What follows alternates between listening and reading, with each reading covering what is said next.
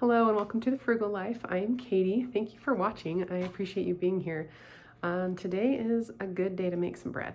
So if you've been following along, I have been cooking from this cookbook finally.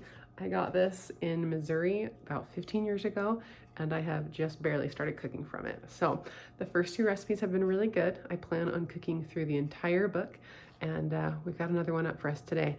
My kids last week asked if I would make cornbread for dinner tonight. So we are going to make some cornbread. This recipe actually had a few that use cornmeal that seem to be like they would be very similar to cornbread. This one is a Sally Lunn cornbread, and I was kind of intrigued by this one because it uses yeast. I have never seen a cornbread recipe with yeast before. So I don't know, it sounds like it could be good. So we're gonna give this one a try. It looks really quick to put together and it only is supposed to cook for like 40 minutes in my little Dutch oven pan to go into the oven. So we're gonna get started and hopefully have some delicious cornbread to have with our chili tonight. While my beef continues to thaw, we are gonna get started on the cornbread. Now this seems pretty similar to a regular cornbread recipe, a little bit different and with yeast, which is so odd, but we're gonna do it. We are going to get started with 1 cup of flour and 3 cups of cornmeal, 1 tablespoon of sugar, 1 teaspoon salt, and we will sprinkle in 1 package of dry yeast. I do have like loose yeast in the freezer, like a jar of it I could have used, but I have some packets. I might as well use them up. And I am trying to whisk this all together. It's actually really hard to whisk with one hand and a phone in the other to record. I'm going to have to like put this against my stomach to hold it still. This recipe calls for a tablespoon of shortening, and I don't usually have shortening on hand, but I do have this ghee. My husband bought it and then didn't use it for what he thought he needed it for. So we are going to use this instead. Now it says to cut in the shortening, but this is already like melted at room temperature. So we're just gonna do our best.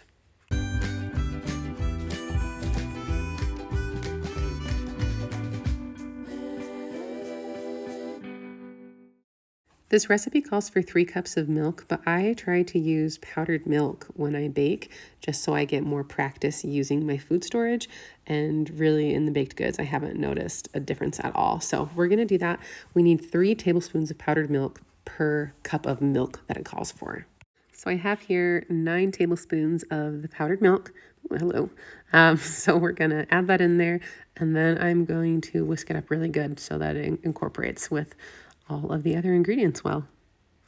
When I bake with dry milk, I put the powder in with the dry ingredients and then I add the liquids in with the wet ingredients later. I don't mix them ahead of time. Now I'll add the 3 cups of water and stir it together good. Now I have 3 eggs I need to crack and beat and then add them to the mix.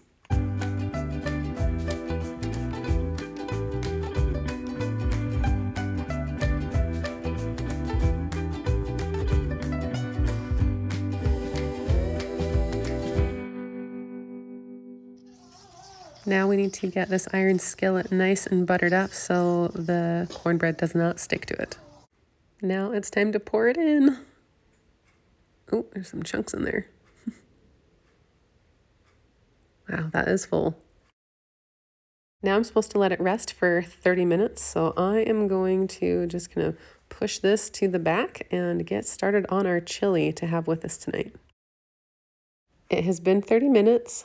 This looks different. It definitely looks yeasty. So we are going to put this in the oven now and let it cook. I am so curious what this is going to taste like.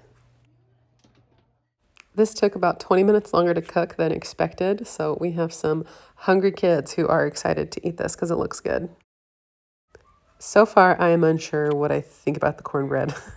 I'm kind of mixing it in with my chili to see if I like it better that way. It's just really dense. It's just kind of an odd texture. So we'll keep going and see what we decide. So dinner's over. My kitchen's a bit of a mess. I'm gonna get the kids ready for bed.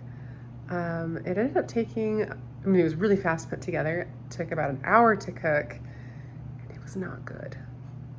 It was not good. It was pretty bad. I think it looked really tasty, which is why I was so surprised when I ate it and it was not. It was bad. I tried to think positive, like it's not so bad, but it was bad. I will not be eating the leftovers. It was just really gummy. It was just an odd texture. My husband had surgery recently and his taste isn't all the way back yet, like smell and all of that.